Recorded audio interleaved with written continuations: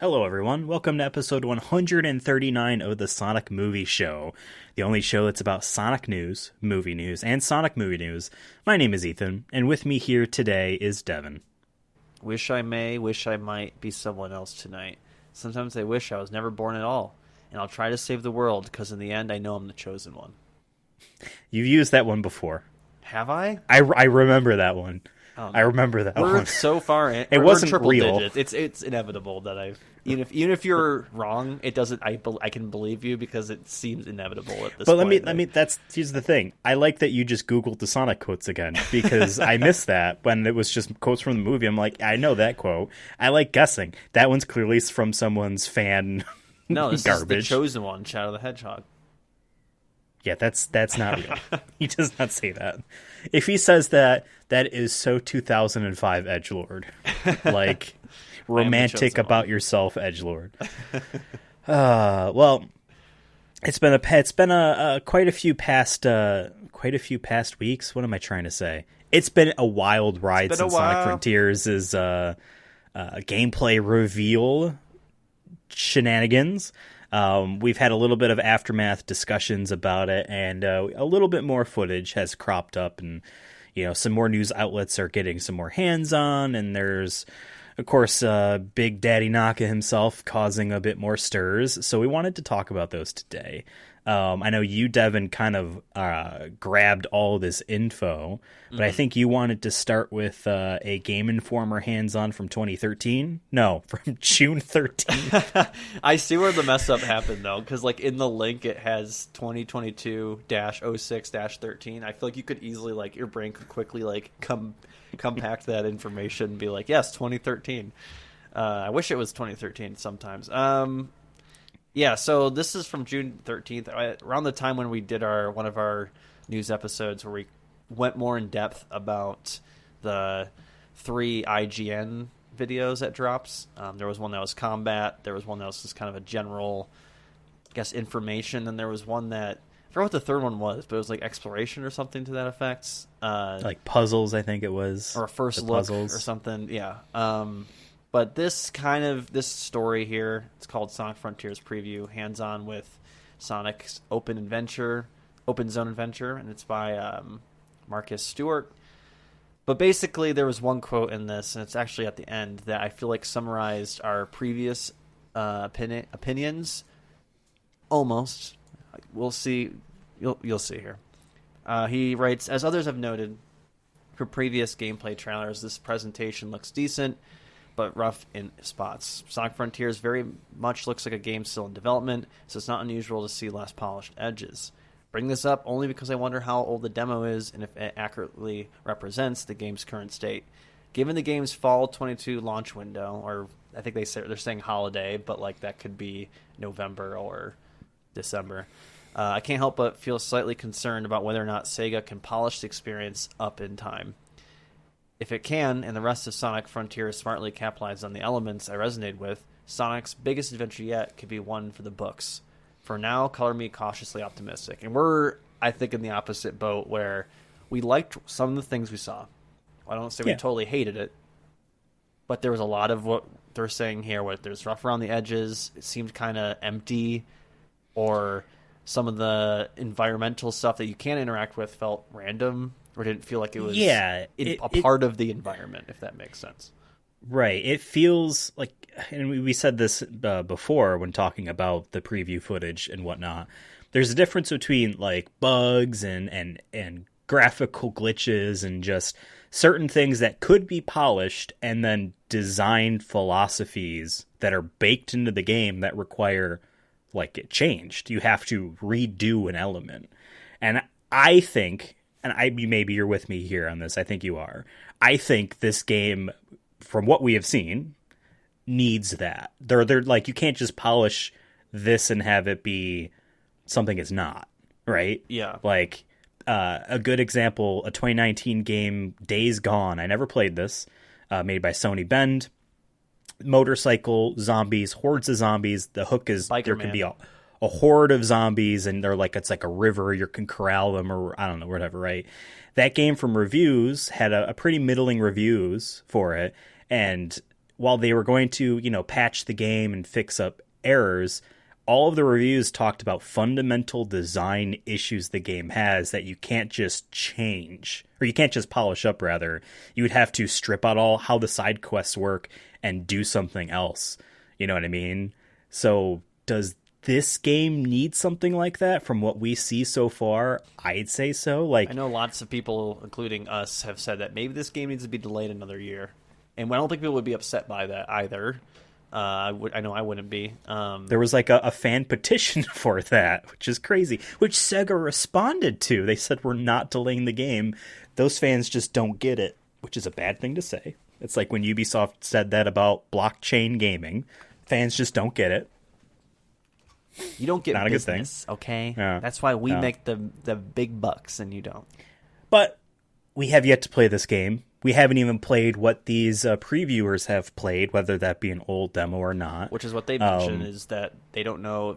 It could have been a year-old demo. That'd been weird to do. I think that'd be a weird thing to do. I think you want to give them your latest possible playable thing. Right? And if they can't do that, then that's a bad sign about the game's development. If it's not in a good place now, and it wasn't a playable state X amount of time ago, that isn't somewhat recent. Because, your E3 demo, that's a month old, month and a half, 2 months, something like that.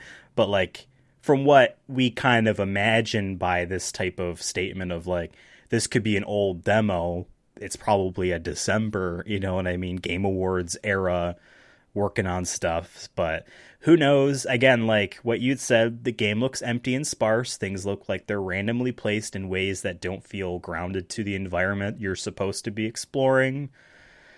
But who knows, right? Yeah, but they did give a lot of positive stuff that they felt like this, because like they said, they're more optimistic than we are in saying that there's some cool, interesting things in this. I know one thing we talked about was the ability to, and I guess this is an unlockable ability. I don't remember which one of these articles. We're about to talk about another Game Informer article in a second here. The ability to, we saw in one of the videos where Sonic runs around and almost like a line is behind him and draws a circle, and that does damage. But I guess that could be used to find extra coins or different items.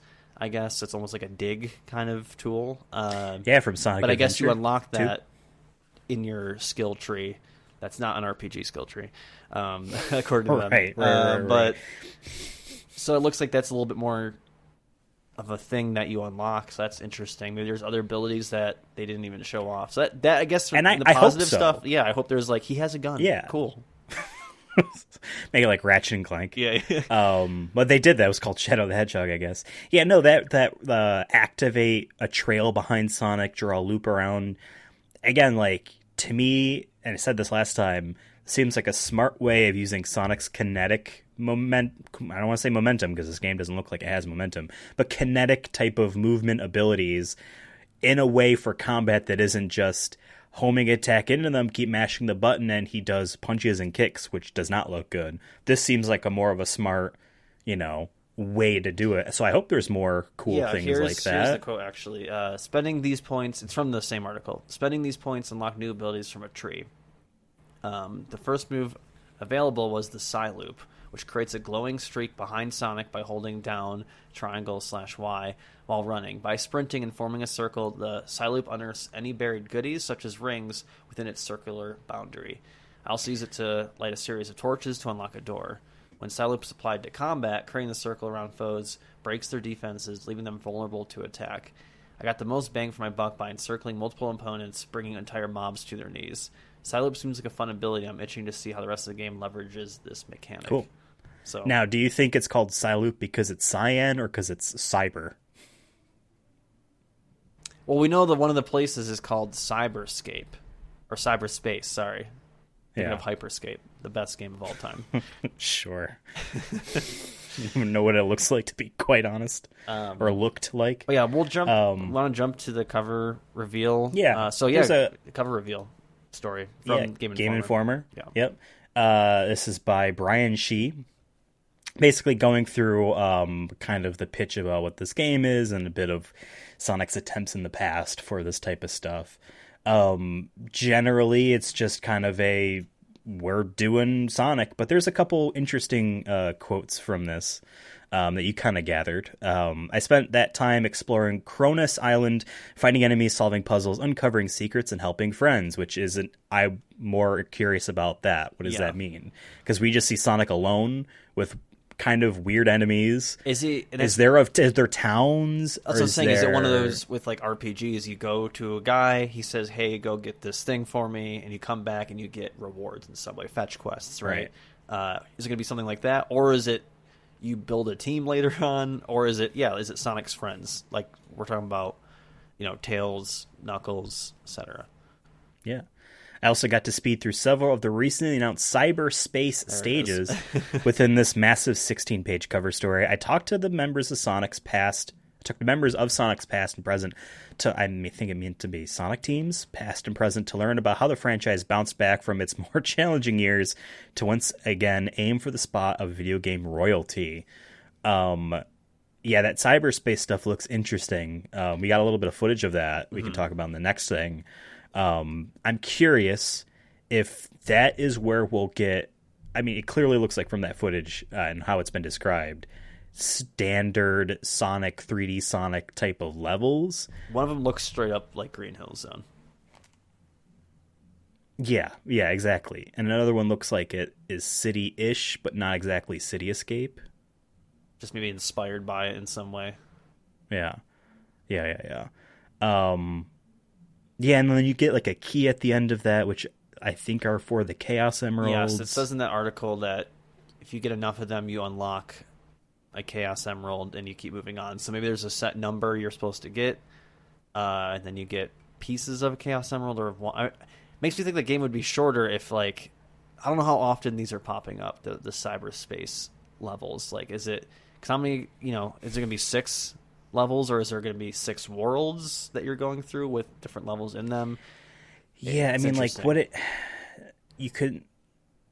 So here's my thing. Either it's a key, multiple keys are used to unlock a door or whatever for a Chaos Emerald, or it's just one key per Chaos Emerald door, in which case, why isn't the Chaos Emerald at the end? But I'm sure there would be a reason if that's the case.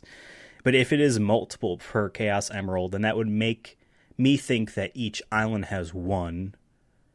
You need to go to all of the shrines, whatever they call them in this game, to do each of the cyberspace levels to get all the keys to do it. So that's your main, like, in order to complete, in quotes, the island and move on, this is what you need to do, maybe. Maybe you get all the keys, opens the door, and that's how the boss of the thing roams around. And that's how you have to. That's how that thing pops up on the field. Like it spawns in because you got too far past the defenses of whatever, Yeah, for sure. And I'm curious about like how those bosses will work too, because we saw 2 footages. One was called the Tower or something to that effect. At least that's what I think in the article it said. Is that the dude with like the 3 arms and he slams down? Very, very tall, and you're going upwards on him. Yeah. And then there was like the thing that leaves a trail for you to run on as it flies around. Those seem cool because, again, this game is copying Breath of the Wild's elements for it. But one thing Breath of the Wild did not really do that it could have was made its giant boss set piece things actually be in the world itself. Like in how Breath of the Wild does it, there was these 4 giant machines that were mini dungeons, and those were in the world, but as soon as you went in, either they stopped moving, or like one was flying up in the air, so it didn't matter where it was, and like they didn't really matter, and then the boss was just like a guy inside them, each of them. As opposed to a cool idea where, like, you had to maybe fight that thing as it walks around in places you already explore through. This looks like, potentially, that idea being done of, like, all right, you're running around on the tail of this flying creature, this weird ethereal tail thing, trying to catch up to its main body as it's flying through the areas you've already gone through. Now, if it's more than just a background, so to speak, if it's interactable, that'd be cool. I don't know. But then we have a new Nintendo Direct Mini. Actually, I just want to quickly shout out that sure. For the cover art, though, it's pretty cool. Go check it out. But I guess one of them, actually, I'll just read the quote straight from the article. It says, "Our cover art this month is created by Evan Stanley, Pacific Northwest illustrator and writer who has worked on the official Sonic the Hedgehog comics, TV shows, and more over the last decade. She has worked on both the IDW and Archie Comics runs and works with Sega and Game Informer to create two unique pieces of art. The main cover art for this issue features Sonic running through the open zone setting of Sonic Frontiers, while the collectible Game Informer Gold cover pays homage to the first issue of Game Informer, which featured Sonic's debut game on the cover, which I did not know. Oh, yeah. I thought Game Informer was like more of an early 2000s start. Same. So it's been around that long, and that's really cool that Sonic was the first. That's kind of a weird, like, fast trivia fact for you. If you're at Applebee's and they do like, who was on the first 91. Cover? Who's on the first cover of Game Informer? And be like, oh, Sonic. And why is but it's weird, like the layout of the cover looks like it's from the 70s.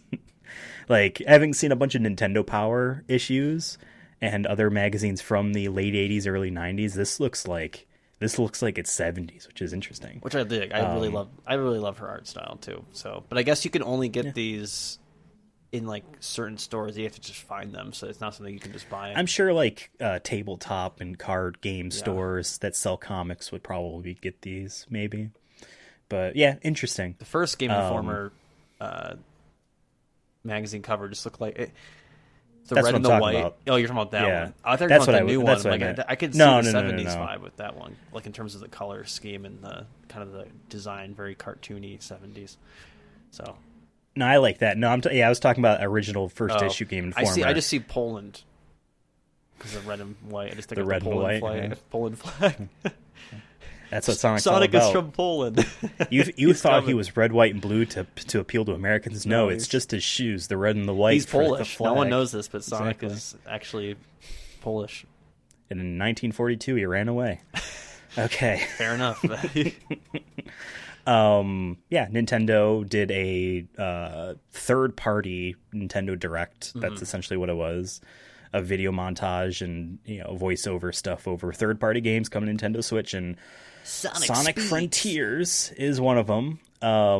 We only got like a minute and a quarter, 1.25 minutes of Sonic Frontiers gameplay, but this does show a bit of the cyberspace footage that we actually get to see, I think, for the first time as the public.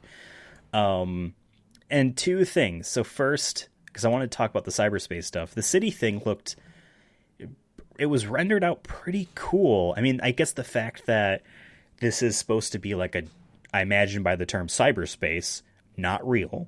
They're like in a computer digitally, it can be whatever. He's Digimonning his way to this place. It looks even more like, like Sonic level sometimes, or like, how does this even make sense as a realistic space? It's just a Sonic level. That's all it needs to be. It's cool. This looks like even more through that lens of like all these random city roads and stuff. It looked cool. It looked rendered out pretty nicely. And then we saw, like you mentioned before, Green Hill, which looks a lot like Sonic Generations is Green Hill in design. I don't say that in a bad way, and I can tell that it's not like a copy-paste deal, which would be really weird if it was, but it doesn't look like that at all. What do you think about these? I mean, for me, like, and probably for a lot of people maybe who haven't played too many Sonic games, I feel like that Green Hill, that level there is just iconic, so I'm really glad that they have that in there, at least in some fashion. I feel like it's not a Sonic game unless you have Green Hills in there. Sure. In some retrospect. Are you one of those Sonic fans that's like, oh my god, it's Green Hill Zone again in each one? Or okay, I say more like Sandhill sometimes, but besides that, no. But no, I really, and I also there's that one shot. It's around the 49-second mark of the video. Yeah, you just see like. I hope our infrastructure, like, this is not Biden's future America that he wants, which is just like it looks like 40 different highways. And some of them look like they go upside down. I have no idea how that works in a car, but it does look cool in a video game. It's right. Yeah, like I'm like, sure. Oh, does Sonic get to go on all these loops? Because that'd be cool. Like if you can like do different directions to get to different places, that'd be cool. And I really like the it does have that cyber look to it, especially up top there, where you have all those like squares. It looks like, and then there's some. It's like a big bright light. Yeah. So there's some. It gives it that like kind of like virtual reality look to it, if that makes sense. Yeah. So I really dig these more than the actual Frontiers part. Same. I see this level. If we didn't know anything about Frontiers, right? And you could even assume it's the same direction, but the first thing they showed is basically this level. I'd be like, this is the best looking new Sonic game. Like, I'm jazzed for this because it's more about stuff that I already like. I can hope that things are improved, you know what I mean? But at the bare minimum, it looks like stuff I'm already on about, and it looks cool and awesome. Here's my question for you, though.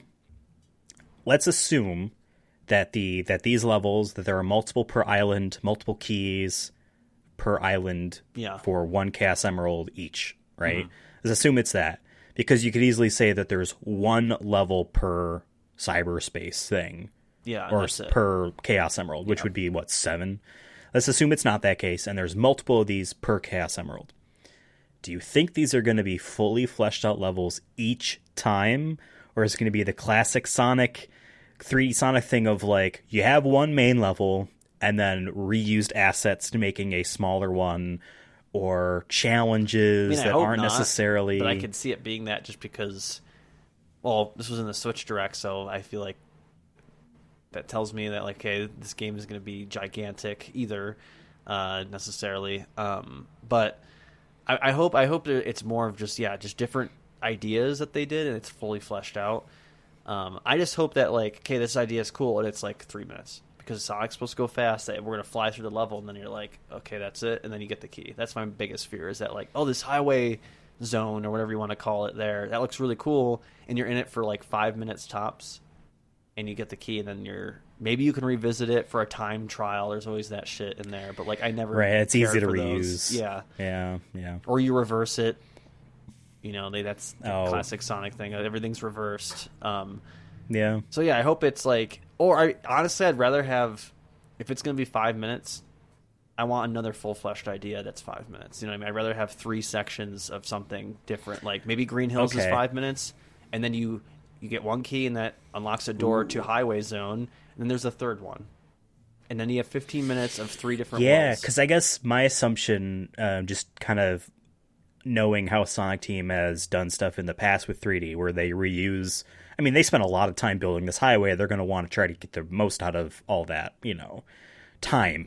I get it, especially when it's like, hey, we spend years making these 6 levels, because sometimes it's like that, right? Yeah. Let's try to reuse our assets.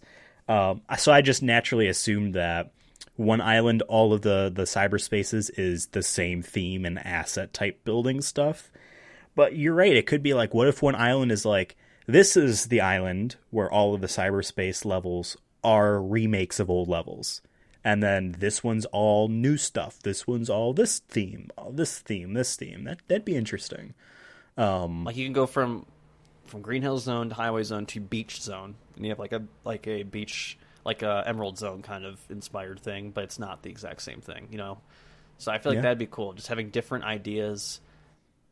Because I feel like that'd be cool, like especially if it's supposed to be a digital world, like anything, you can do anything then. Like that gives you, there's no like rules in that way. Like one level can be in space, one can be underwater, one can be in a fucking volcano. You know what I mean? Like, so I feel like it gives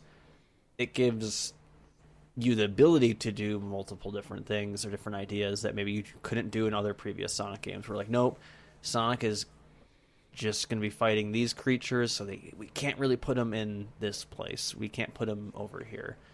So right. It'll be interesting to see what that is. But can we talk about like the Nintendo itself, the Nintendo footage as like, as a Switch port? How we're feeling about that? Because I won't lie to you, it looks. It already looked from the other stuff we saw on what's going to be our modern consoles. Yeah. And this then on Switch, we were worried what Switch was going to look like, and we're seeing it. And it's not, I wouldn't say it's awful. It's kind of what I expected. The frame rate doesn't look great. The frame rate wasn't consistent, which, I mean, like, stuff like frame rate, that's where your polish comes in. Where, I hope they it's can like, make that good. Even if it's locked at 30, like, I'd rather have that than it being 60 at some spots and then 25-10 when you're fighting a boss or something. Yeah, I mean, like, one of there's lots of little, like, so I'm at 36-minute mark, right? Sonic's standing on a bridge. It looks like he just blew up an enemy. He's standing on a bridge. There is a reflection of him and nothing else on that reflection. And in the background, you can see the grass ground texture, which looks like a very further away, low-level detail one. I look at this and like, yeah, look at the trees on the right. Those are billboards, and they look really low resolution. The actual ground texture looks pretty poor. The reflection of Sonic is a screen-spaced one, so it's just taking image of what it sees and then reflecting that on the ground. But one more thing it does, at least it looks like, so like games will use, let's say you're walking through a tomb, right? So you have like stone walls and a stone floor, and it's like it's like a box you're walking in, but like it's made of stones and stuff. In real life, it's not going to be a super flat wall. You know what I mean? There's going to be texture and stuff like that. You'll be able to feel around each individual stone. Even in modern games where it looks like that, for the most part, what the wall is still flat. There is just an effect that they're doing where it uses like a parallax occlusion map, which is what it's called, to have a sense of depth based off camera position. So as you walk through, it looks like all of these things are 3D modeled, when in reality it's just a flat thing with a shader in front of it. Interesting. And so that's how like for a game like this, I would imagine PS5 series, Xbox Series have that stuff in there stripped away for the Switch version. So what it looks like is Sonic is standing on a very flat surface that is just a regular texture on it that looks flat. You know what I mean? It doesn't look like there's actual depth. It looks like there's painted depth in how the texture is. Yeah, I'm not drawn, like I don't want to say like I hate this or anything. I just don't think I just don't get why they have it on Switch. Really, like money, I guess. Yeah, there's gonna be a kid that wants it because like there's all those just the portable Switches where you can't connect it to your TV, like the Animal Crossing one that is really adorable. True. So I feel like maybe that's where they're marketing, that they know that a lot of kids are gonna be there, so maybe that's why they have it on Switch. And at the end of the day, Sonic goes really fast? Is the kid gonna care? I mean, shit, I played Witcher 3 care on Switch and it looks butt ugly, but it's fine. Like. Both of us have grown up where games didn't look good back in the day, and our imagination, much later in life, tells you it looks a lot better until you play it again. So, for sure, for kids, it probably it doesn't matter. But like for us, I'm like, no, I'm gonna get this on my PS5 or PC. Yeah, you know what I mean. At this point, yeah, exactly. And again, like the frame rate's gonna take a hit. I'm assuming that, honest to God, frame rate is gonna be not an issue on the higher end consoles. Because, like, yes, that is something, obviously, as I mentioned before, like, they can polish that, and that will be good.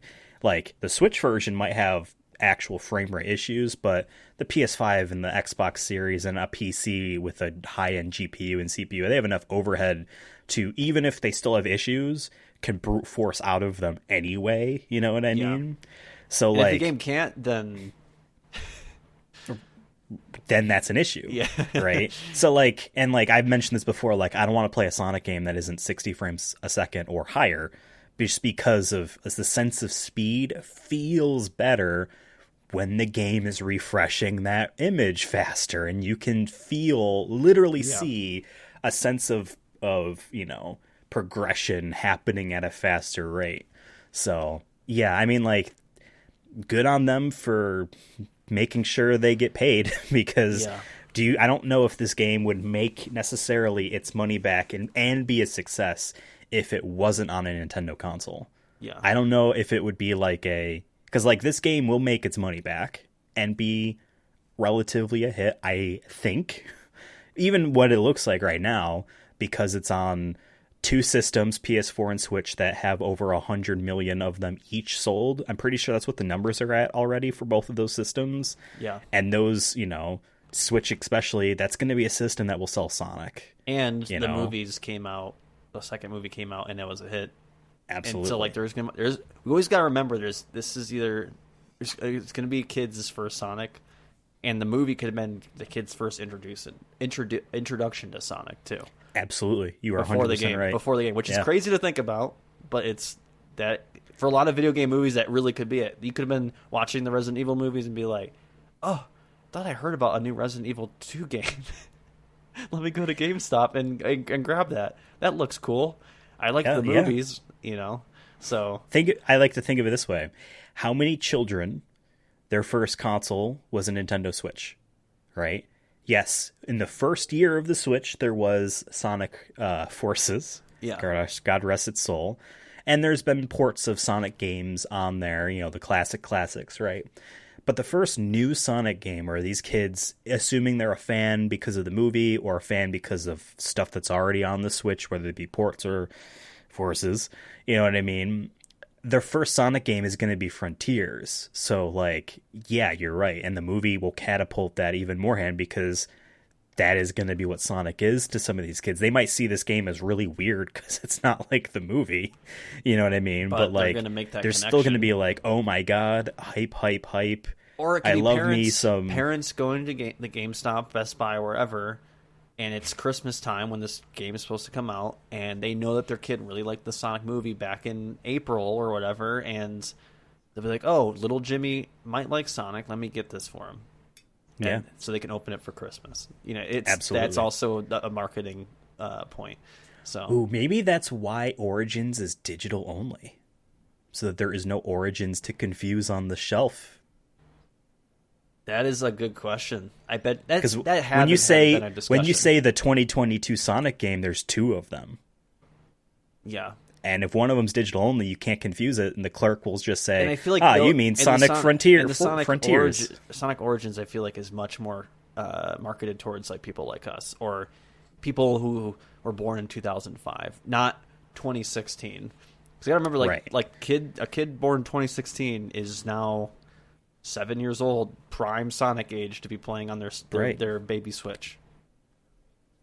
Absolutely. And while like the key art for Sonic Origins is very cute and like attractive, and I saw that on the PlayStation store where I was scrolling on my PS5 and almost bought it just because I'm like, oh yeah, this is it looked, you know, I didn't though. I will probably eventually, maybe when there's a sale. I'm on the same boat where I might grab it when it's on sale. Really young kids, you know, and I'm going to take Sonic fans out of the equation on this, right? Because a Sonic fan is going to want anything Sonic. But just young kids that grow up on the Minecraft and Roblox generation, nothing against what these kids like to play, and at all. You know, I'm not no judgment here, but they see retro art style games differently than what we do. We see them as like a progression of technology, and you can look at a complex system of limitations for that a console has and trying to make the most out of that to make you see a really beautiful game like Castlevania Symphony of the Night on the Sega Saturn and the PlayStation. You're like, this is what that system can do at its highest for 2D art. That looks beautiful. A kid nowadays sees then but there's a whole bunch of indie games that look like that I play or whatever. Yeah. They don't see in the same light. Right, that looks good too. I don't see anyone can make a game like that. So they see it differently than us because they don't have that context. And again, we were born in 1995. We do not have the Atari context for why NES games look good. We do not have, you know, and the same for right. So there's no judgment. It's just the way time works. You can look back and appreciate from before you. It's just not in the same context. But then also like that's. Sonic 1 is not nearly as cool and flashy as Sonic Frontiers to a kid. I know this having handed my Nintendo Switch to a young cousin in like 2017. Yeah, in 2017, and let him play Sonic Mania on my Switch. He did not care for it. He wanted to play the Sonic Lost World demo on my 3DS because it was a 3D Sonic game. Interesting. He wanted that instead. He didn't care about that. What's funny though, last year around this time, when I flew to Denver, I remember having my Switch and I was going to play it because we were preparing for our episode to cover Sonic the Hedgehog, and there was a kid in front of me who also had a Switch, and they were playing the same game. And that was very surreal for me, and I'm like, okay, that's a little weird. That like, what are the chances? But like, they seemed into it. So yeah, it's so hard to tell. Obviously, there's going to be outliers I feel like, and whatnot. But yeah, it's and Sonic fans are going to like them all anyway, and they're all. But she was like a little. She was like a 7-year-old little girl who was playing this, and because she was complaining. And it's nothing about the value about the games themselves. Sonic is a fun game to play. You know what I mean? That should capture people as they play it.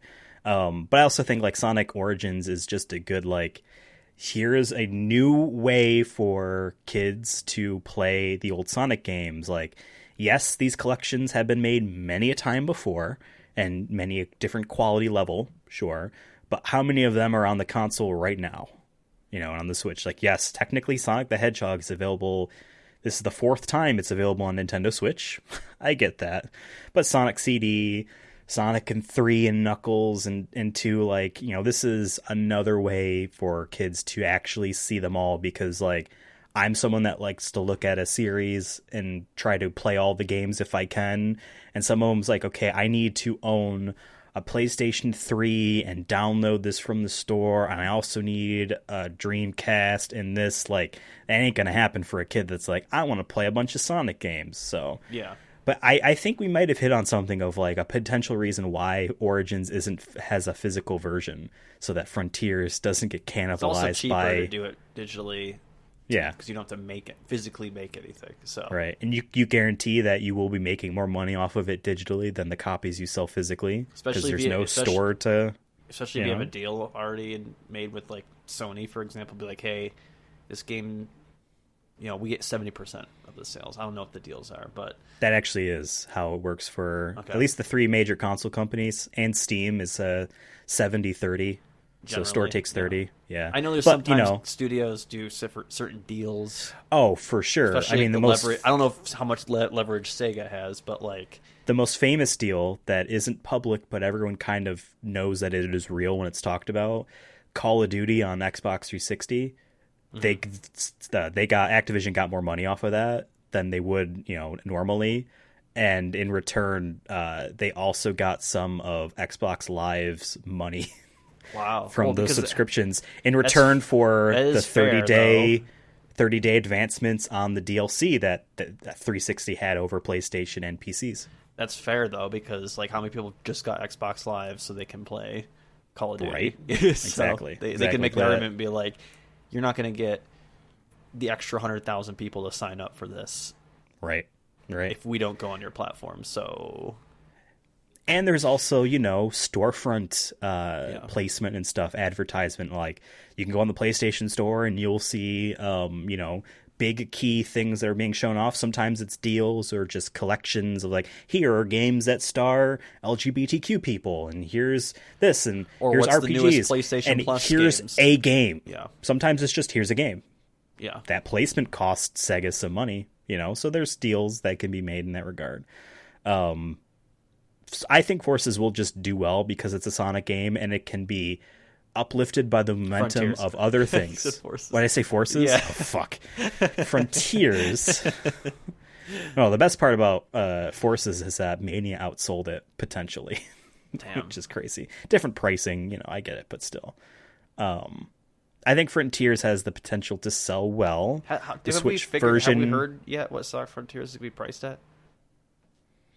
Officially? I don't think we did. We haven't had an official statement on it. We just assumed $60 because of the last gen versions. Yeah. That like, I mean, if they do some sort of 60-70 split, then we'd have to know what the benefit you gotta is. be able to, and what do you actually get for playing it on a PS5 versus a PS4 or an Xbox One versus the series? I wonder what like deluxe editions we'll get to. I have a feeling if they don't delay this game, I still think there's a chance this game gets delayed. I think if we don't hear something by end of August, I think maybe there's a chance, because no matter what, companies do it all the time. They'll be like, we're not moving it, and then they move it. And they do. CD Projekt Red, perfect example. The game's coming out August. Never mind, September. Yeah. And this time it's for real. Oh, and actually, no, it's December. Okay, it does come out. Everyone hates it. Yeah, we probably should have delayed it a whole another year. Oh, well. So my favorite example is the Final Fantasy 15 full information blowout event that they held live in person. It was almost like its own press conference, E3 press conference thing, but just for that game, showing off that they're also doing an animated movie, an animated TV show, and then merchandise in this. Audi or Volvo or whatever company made the car, real, just to show it off.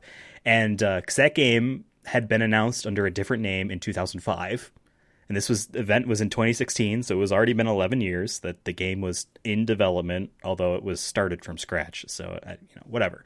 In any case, they do when they reveal the release date for the game, if I remember this correctly, it's like, those types of clocks or ticker clocks where it's a whole deck of cards and they flip around to reveal the number. You know what I mean? Yeah.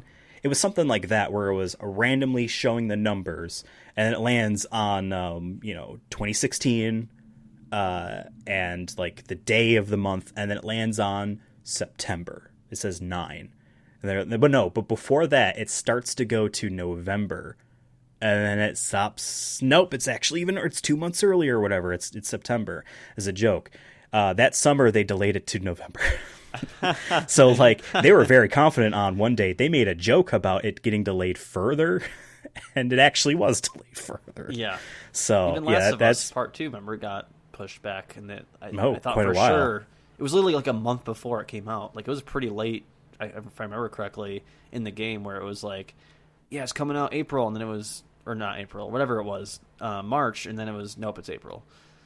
And then the pandemic hit, and now we just wait until we can release it. Yeah, for sure.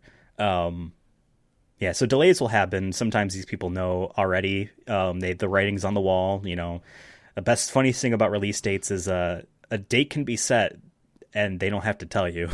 Not saying a date does not mean that they're not confident in it. It just could be about the marketing plan, as we see with God of War Ragnarok. It's been months or whatever, and then they finally announced it. I'm still like, hey, if they delay, I'm not going to be mad, because I don't.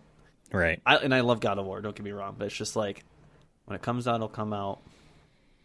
I'm hyped, don't get me wrong, but I'm just like, listen, right. Some people are just way too much, but that's a whole other conversation. And when that game was first announced, they said 2021, and the internal stuff was like, no, it's not. And my conjecture is Sony wanted to make it look like there was games for PS5 on the horizon. And you need to get it soon. So buy the system now. Yeah. Then it's okay. A little bit of snake oil, but trust me, that is marketing. As someone who does marketing is expanding the truth. That is a great way of nicetizing that. And that's a nice way of saying it. Yeah. In a negative way, I'll say a lot of the times it's snake oil. We hype up a product that really isn't all that, or is definitely coming out later, or XYZ. Hey, leaks sometimes are even on purpose. It's true. Speaking about a product that wasn't all that, Bland Wonderworld came out last year to very poor reviews and commercial, I guess I would just say failure. I don't know what the actual sales numbers are. If they've been announced. It came and went. And it's relatively regularly on sale for a pretty cheap price. At GameStop, last time I was there, it was like $25, and I'm like, that's gonna go down. Yeah, it can go down. I think I got mine for $20. My PS5 version, and I have yet to play it. But regardless, that was made by everyone's favorite Sonic daddy, Yuji Naka, as well as Naoto Oshima, who is the main Sonic designer. Those two people joined Square Enix, made a somewhat of a studio called Bland Company, and then basically oversaw development of Bland Wonderworld that Arzeist, so a company we mentioned on a previous episode of this show, was the actual main developing force of the game. And Yuji Naka has, as we mentioned in a previous episode, sued Square Enix, or the company, whatever it is, and badmouthed them and Arzeist, and talked about how he was forcibly removed for basically wanting very, very last-minute changes to Bland Wonderworld. We've got a bit more information. He's spoken out a few more times. And I follow him on Twitter. And I followed him initially on Twitter out of curiosity, because obviously we're the show, but also I'm genuinely interested to see, because every now and then he'll just drop like a cool information about a previous game he worked on. I'm like, I am interested in seeing this stuff. So in the midst of tweets about his kids getting toys and him flying a drone around that looks like Knights because he 3D printed a purple looks like Knights' head onto it, and time-lapse photos of all the lights in the air from drones flying around. He just goes on random mini rants about Sega and Square or whatever. Also in the middle of that too, he dropped that Michael Jackson was in fact he confirmed it. Yeah. Right. Yeah. And like he could be lying. And he could also It'd be a weird thing to lie about, though. At this point, I feel like it's always been known. And the Michael Jackson thing, for people that don't know, it's always been rumored, but like it's one of those we assume, and it seems like it has been, so we're gonna go with it as a fact. And Sega can't talk about it for obvious reasons, for many obvious reasons. They might not want to talk about it, but yeah, Michael Jackson and one of his producing buds, who always works on Michael's stuff. They listened to from what I had heard, Michael Jackson really liked Sega games. He really liked the sound design on some of those. Of like him at arcades and stuff. Michael Jackson. Yeah. There's him in with a giant Sonic, dude. And Neverland supposedly had a whole bunch of Genesises in it, which was his place. Neverland was his place. But he really liked the sound design on a lot of the Sega games that he'd played. Sega Genesis used FM synthesis to make its sound in its sound card, which is different than the Super Nintendo. It was all sample based. Sega Genesis had really good like triangle wave sounds, right? It sounded very much like what Michael Jackson would like. So he hops in on board, rumor is, with his producing bud to make some songs for Sonic 3. And partway through that, he hates it. He's like, I hate this machine and the music it's like, and this sucks and I'm leaving. That's supposedly how it worked. He came and left on his own accord before there was any allegations and any of that. It's very similar the same time, right? Right. Yeah, and that's how people get confused. Like, oh, Sega kicked him out because of that. People think the same thing about Mike Tyson with Punch-Out!, how the first game was a license deal, and then they reissued it without him in it. Oh, is it because of the raping and the biting the ear off? No, he lost a few championships, and his deal with them ran out, and Nintendo didn't want to renew it. It wasn't anything that could have been cool of a reason. It's just business. Same thing with Michael. He didn't like it, and they said, okay, that's fine, you can go. And that's why Origins has different music for Sonic 3, but looks like they took some care with doing old prototypes and remastering those or whatever, right? So that's the deal with Michael, and it's always been rumored and assumed true, and here's Yuji Naka just saying, wait, why are they not using Michael's music, but in the promo they are? It's like, wait a second, Naka dude. Is not my lover. I love it. So that's the little thing about that. But yeah, no, he recently decided to throw out a big old FU to, I guess, just the world over the whole the land Yuji Naka thing. is like definitely in like total like just upset mode for the last bit. And like from what I had heard, he's always kind of like this.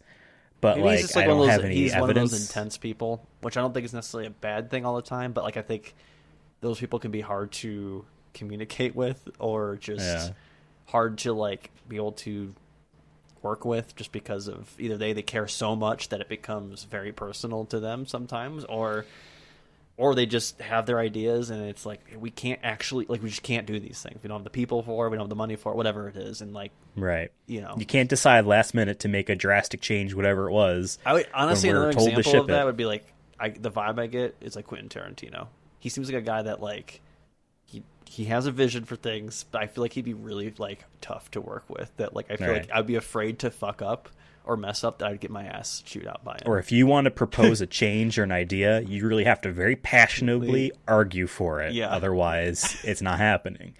So he so it's funny because I didn't catch this bit.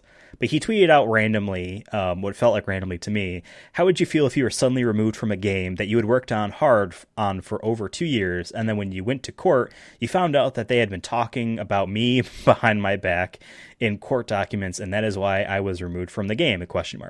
Just like he just randomly woke up July in the 5th. middle of the night. Yeah, It was just July 5th was this. If he lives in Japan, then that was the middle of the night for him. That is a late night. I'm pissed. I can't sleep. Yeah. So like, okay, he's just relighting this fire just because he just had a flashback or something, got pissed. But then like, yeah, he had tweeted about celebrating Knights' 26th anniversary, was it? Or the Sega Saturn turned 26, and he was just talking about Knights, and there was a Bomberman game for Knights, and he shared this photo of like a launch event or a press event, whatever this was. I didn't catch the fact that he scribbled out an entire person, just blended in when I scrolled with a down. Permanent marker. It wasn't even like he photoshopped it or anything. Like he physically has this picture somewhere, and because you can see on the bottom right, like this is like a Kodak print. Like, he got this printed out, and he Sharpie. There might not be another version of this photo out there anymore. I mean, like, maybe he took a picture of it and then, like, in a program drew over that. Honestly, looks like permanent it's hard marker. to tell. It looks like permanent marker on, like, that photo material. Very much could be, for sure. And turns out that was Naoto Oshima, who worked with him on Balan Wonderworld, so maybe he was not on Yuji's 100% side during the Balan stuff. He says I don't know. He says that like they went behind my back, so maybe there's like he said, like they worked together, and then he was talking behind his back about getting rid of him, and that, I mean, regardless of the situation, I think that probably hurts. Like, especially if you see them as a friend / coworker, you know what I mean? So like that probably sucks that someone was like, yeah, we need to get rid of this guy, and then you find that out in court later, you know. There was 2 other tweets he added to it too, where he talks about, he says, what would you do if you were to be ill for a long time and unable to do anything because of it? It makes you think that maybe he got sick, or was that just in general, like, I think that's him just trying to justify just his thought process on why he thinks a certain way. Yeah, because like he previously, in the last time he lit this up, talked about how he's saying like Square doesn't care about game fans, Arzais doesn't care about game fans, they don't care about the games, it's all business or whatever. So when he says game creators create games with care for the people who play them, don't you think that people and companies that cannot take care of games are no good? Instead of talking about my head by and back, don't you think they should tell them directly before removing them? Like, he's just trying to bring that stuff back. But then, like, what would you do if you were ill for a long time or unable to do anything because of that? And how would you feel if you were the director of an unfinished game that was heavily criticized? I think I read the ill thing as more of like, well, what if someone else was sick and you would do that to them type of thing. I don't necessarily, I don't know. I think he has a mind about the situation, feels very harshly wronged about it. We do not know the full story. We were not there. We might never. I think it looks poor in his mind, and I'm not saying that as a Square fan, or I don't really know too much about Naoto Oshima, but I think he designed the Werehog, maybe. I don't know if that was a good thing. I'm not saying necessarily like I'm pro team fanboy of Square, screw Yuji Naka, but it looks more like it's a poor taste in his, like it looks like he might be getting what he got, you know what I mean? But I just find this very, very weird. We might be getting more of this type of information. We plan on obviously also talking. I'm surprised too if he's involved in the court case that he can talk about it. Yeah, I thought there's usually like some because you can like countersue for like defamation. I don't know what the law I don't know if this court case is in America or if it's in Japan. So they might have different laws. It probably would be in Japan if it's against Square. I know that for example I think it's, for example, that's why we have like with the Elon Musk and Twitter thing that like he hasn't said anything about it, probably because now there's a court case that he can get in trouble or trying to persuade the public in a certain direction. You can get in trouble. And for if that. This is in Japan, their Japanese legal system could be a lot different than ours. Yeah. Hearing about, Shinto Abe was assassinated, but even before it was confirmed that he was dead, many people are talking about like, this guy, he's going to be given the death penalty and there won't be a trial for the attempt. Like if Shinto Abe lives and it's not a murder, an attempt, this guy's just going to get killed. There's not going to be a trial for it. It's conjecture from people. Again, I don't know. Maybe they don't know, but whatever. And I know people talk about like Phoenix Wright Ace Attorney is like essentially the only Japanese law thing they know about because it's a cute video game. Yeah. But who knows? It could be a lot different there than here. I think when he first started talking about this, correct me if I'm wrong, folks out there, and maybe you know, Devin, I'm pretty sure he mentioned or alluded to the fact that it was all said and done now, and now he can talk about it. Yeah. I think that's what it was. That's so maybe the case. Maybe it's all said and done, and now he's just still pissed about it. Which at this point, like, what can you do? But right, like I said, he seems like a person just based off Twitter. So it's like I said, take this with a grain of salt. But he just seems like a person who just is really passionate about his work and feels very slighted about the outcome. Because who know? Like, it sounded like that Bland Wonderworld was supposed to not come out when it came out, and he's upset about it because maybe it wasn't even close to his vision, or maybe he had to do a lot of compromises he didn't like. So it happens. Yeah. So unfortunately, but he's, a lot of people just keep this shit closed doors, and maybe there's people who talk outside of Twitter and they have beef. You know what I mean? So that could be that too. Yeah. And he doesn't have anywhere to go with it. So it's crazy to me that that's the relationship he had with Square. So Square got this legendary game creator on. He's known for a very famous brand and other games as well that were cult classics at the very least, if not financial hits. I don't know how well Knights sold. I don't know how well any of his other games sold. But, still, like, people remember them. They're great. So you got this guy in for games you did not make, right? He's in there. You could just let this man and his team incubate an idea, and eventually when they're ready to release it, it'll be a hit, so to speak. Honestly, but it's weird that they didn't do that with Sony, where like I feel like Death Stranding was in the works forever. It felt like, and they let him do it. It was really only 4 years, but to your point, he picked Sony because all the other companies he talked to about it asked him for like reference material and pitch stuff, and Sony didn't care. That's why he went, which is a very baller ass move to be like, I'm going to go with the people that trust me no matter what. When you have that kind of cred, like, that is insane. Like, you don't even have to show, like, because some places, like, any job, like me and you, anywhere we would go, if you wanted to get into media or anything, you have to have a portfolio of some sort. Show us something. Yeah, like, the fact they could just call, I just imagine you call and be like, yo, Sony, can, like, I make this game called Death Stranding? It's a Strand game. Okay. How much money do you need? Yeah, like, I don't know what that means, but like... You want one of our proprietary engines that Guerrilla Games has made for Horizon Zero Dawn? Sure. And I want to get Norman Reedus in there, because, like, I couldn't make that Silent Hill thing with him, so I really want to get him on a project. Sure. Yeah. That's why I mentioned the Sony guy. Sony guy gets the phone call. Because it's the best PR sure. they can get. We saved Kojima from Konami. Now, to talk about Yuji Naka a bit, the thing I was talking about, like, why wouldn't they just want to just take this legend and just let him incubate an idea? A good example about what that's going on right now, you remember a game called Bioshock?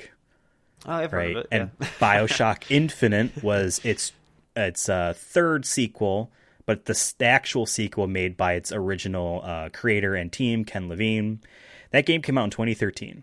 Since then, he has released no games. He still works at 2K, with a small team at a company called Ghostfire Games. It originally was supposed to be just 12 people, and their idea was, we'll make smaller games quicker. They have not released a single game. This man is what sounds like very much a control freak. Everything must be perfect. They have an idea for a game. He has an idea for a game. They're working on the idea. Another game comes out and does that idea, and it's better than what they do, so they scrap everything and start over. That's the development hell that people have leaked about that game. Why does 2K keep this failed project going? And the reason why is because they know when it eventually comes out, it'll be a franchise for them. It'll be worth the money overall. Long term, it'll be worth the money to let these people fester for a decade on a game, right? And that's 2K willing to throw that money. Square doesn't have 2K's money, I don't think. I always imagine 2K as a more successful company than Square in terms of just raw cash. Maybe I just think about how much microtransactions are in their basketball games. Yeah, but yeah. When they can get LeBron James to be on covers and whatnot, I feel like they got some cash. You know what I mean? Right. So so it's just crazy to me, the different approaches of like maybe because like again, I don't see Yuji Naka as a person that might be super easy to work with. Clearly, it seems that Yuji Naka is not the same way either. So it's crazy that the approaches are different, where Square's like, no, you know what? No, you're off the project now. 2 weeks before we finish. Crazy. So, I mean, I wish the best of luck to him. I wish the best of luck to everyone that worked on that game, Arzeist and Square. What is if next they for want Yuji? That's a good question. Do we know? Because, again, like, Square picked him up for this project. Who's to say another company won't do the same? What if Capcom's like, you know what? We'll try our hand at this one. Yeah. Here's some money. Make a game for us. You know, who knows?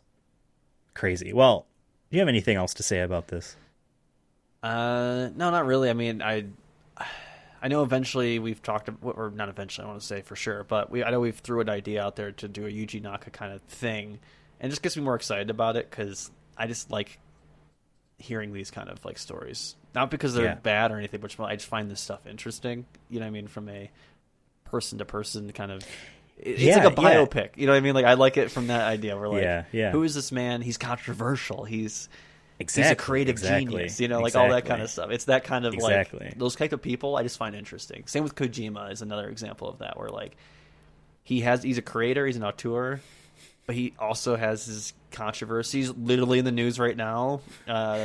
Fake news. People are trying to claim that he was the assassin and also the prime minister. All at the same time. But I saw one, too, that, like, this wasn't his first time there. I guess back in the day when the Death Stranding thing came out, he showed, like, the baby in the capsule, and, like, there was pro-life people saying, like, he's pro-life because he's trying to show that he wants to... save the baby? Yeah. Oh, my God. This just reminded me, too. One of the things Yuji Naka did... confirm, but who knows, because this is going through the lens of someone that seems very bitter at the moment, that the Sonic Extreme team in the US Sega team, the long-standing assumed theory and confirmed in the past was that they asked Yuji Naka for his engine that they made Nights into Dreams with, and that he said no. He apparently claims that was, or at least alludes to the idea that he was never asked, and it would never work because their game was made in C and his was in assembly language, which you could pretty easily convert into C because C is a translation into assembly language. It's fine. But that's all smart and my very limited knowledge knows that it does not mean that it's incompatible. But again, whatever. He also said, like, there's no documentation, which I believe. It's a small group of people. We make a very specific thing. The documentation is those people. So they would have to take people off of a project to help another. But he claims that they were never even asked, it sounds like. So it's interesting. So, and again, we might get more information about that. What if, we go to cover his Digimon game and he's like, yeah, and Bandai Namco told me to go fuck myself.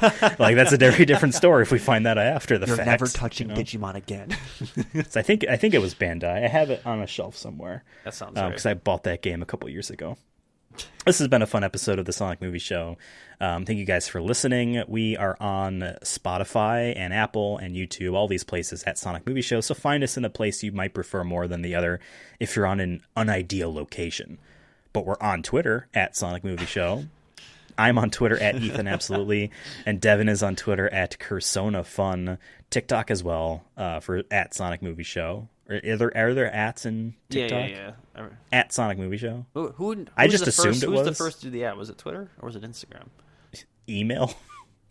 Fair. Email did it first. We're going to see you next week for another episode of something. Goodbye. See ya. I forgot. I now say have a fantastic day.